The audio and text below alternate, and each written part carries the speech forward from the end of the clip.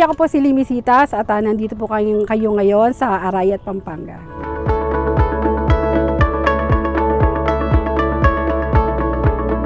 Yung ating punlaan ay nag-ooperate na to for more than 5 years.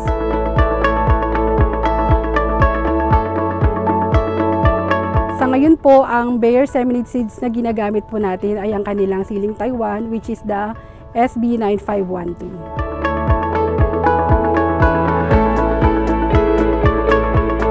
Ang variety po ng Bayer Seminade Seeds na siling Taiwan ay pinupunla po natin dito sa halos 2 taon na po.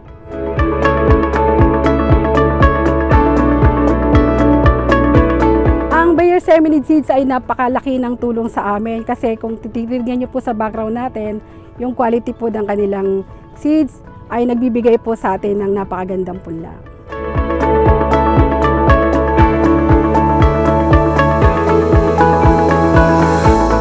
Simula po nung gumamit po tayo ng Bayer Seminade Seeds ay nabawasan po yung ating lugi.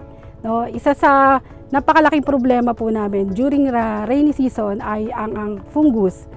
At isa po sa mga tinatamaan ay ang mga sili po.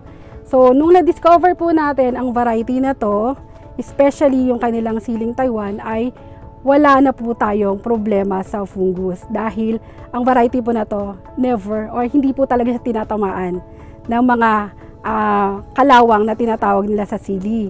So, problema ko at problema din po yun ng mga farmer. So, kung wala na pong kalawang yung ating sili, hindi na po ako nalulugi. Wala na po akong nagiging problema sa fungus.